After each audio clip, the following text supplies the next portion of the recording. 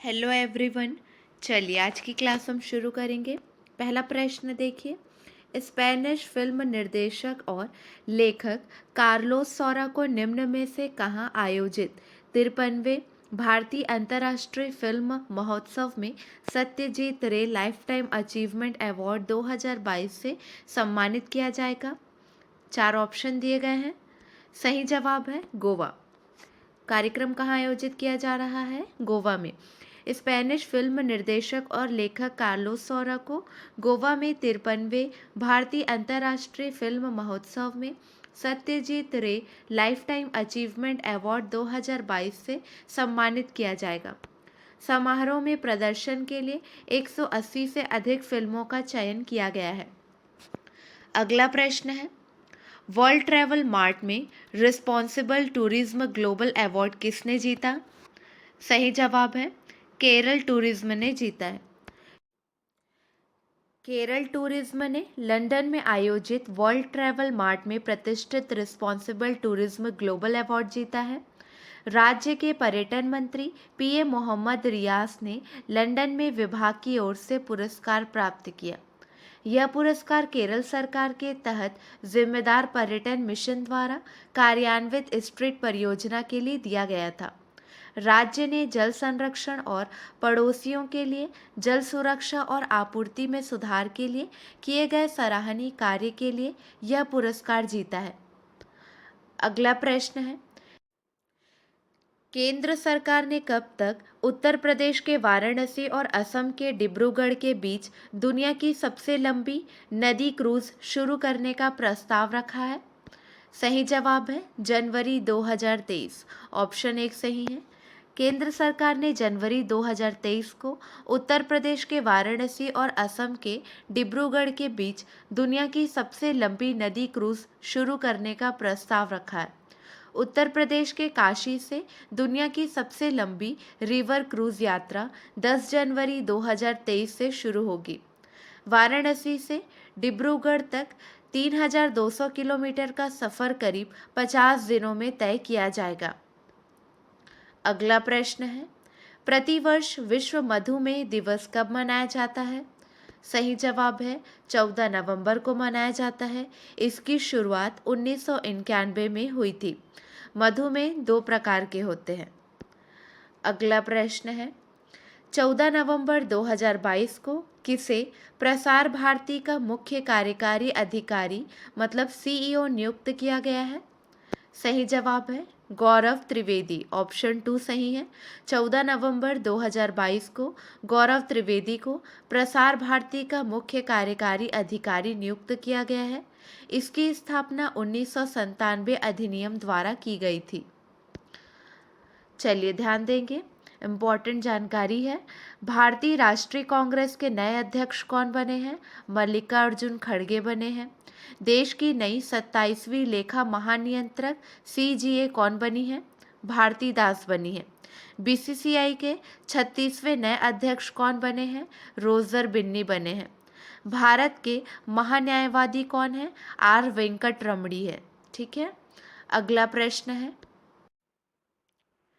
हाल ही में किस राज्य सरकार ने कावेरी दक्षिण वन्यजीव अभयारण्य को राज्य का 17वां वन्यजीव अभयारण्य अधिसूचित किया है? सही जवाब है तमिलनाडु। हाल ही में तमिलनाडु राज्य सरकार ने कावेरी दक्षिण वन्यजीव अभयारण्य को राज्य का 17वां वन्यजीव अभयारण्य अधिसूचित किया है। चलिए इम्पोर्टेंट जानकारी है, ध्यान देंगे। भारत में वर्तमान में कितनी रामसर साइट है? 75। भारत का हाल ही में 53वां टाइगर रिजर्व किसे घोषित किया गया है? Uttar Pradesh, Ranipur tiger reserve. Mount Manipur राष्ट्रीय उद्यान कहाँ स्थित है? अंडमान निकोबार में। रामगंगा राष्ट्रीय उद्यान कहाँ स्थित है? उत्तराखंड में। अगला प्रश्न है, 15-16 नवंबर 2022 को पैन इंडिया तटीय रक्षा अभ्यास सी विजिल 22 का कौन सा संस्करण आयोजित किया जाएगा? सही जवाब है तीसरा संस्करण आयोजित किया जा रहा है। ठीक है। अगला प्रश्न है, किस राज्य सरकार ने Indian council for cultural relations ICCR के साथ समझौता किया है? सही जवाब है बिहार। बिहार राज्य सरकार ने Indian council for cultural relations के साथ समझौता किया है। अगला प्रश्न है, 41वां भारतीय अंतर्राष्ट्रीय व्यापार मेला कहाँ शुरू हुआ है? सही जवाब है नई दिल्ली में।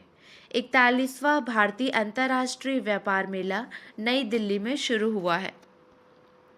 अगला प्रश्न है, किसने गूगल 2022 के लिए डूडल जीता है?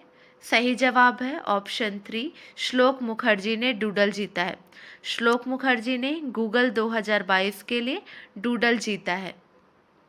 अगला प्रश्न है, हाल ही में स्लोवेनिया की पहली महिला राष्ट्रपति के रूप में किसे चुना गया है?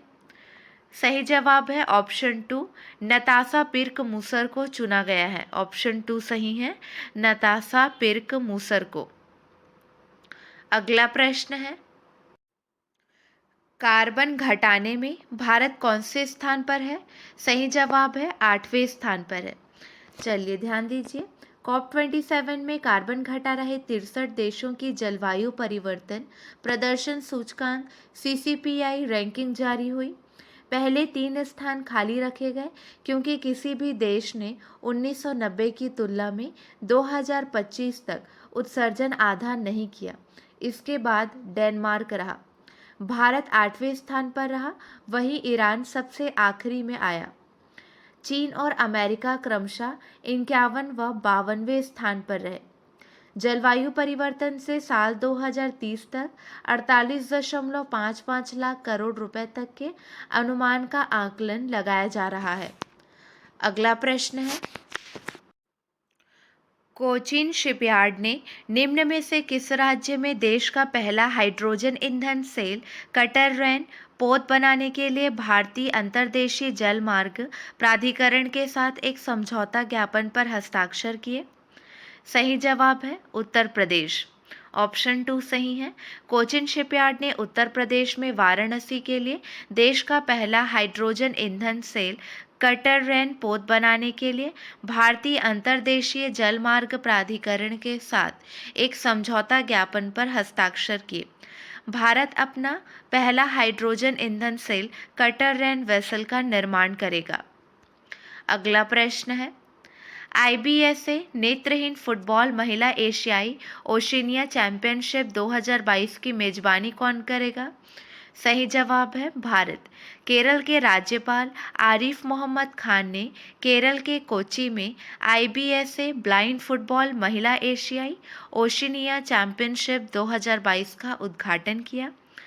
IBSA ब्लाइंड फुटबॉल महिला एशियाई ओशिनिया चैंपियनशिप 2022 11 नवंबर 2022 से 18 नवंबर 2022 तक आयोजित की जा रही है।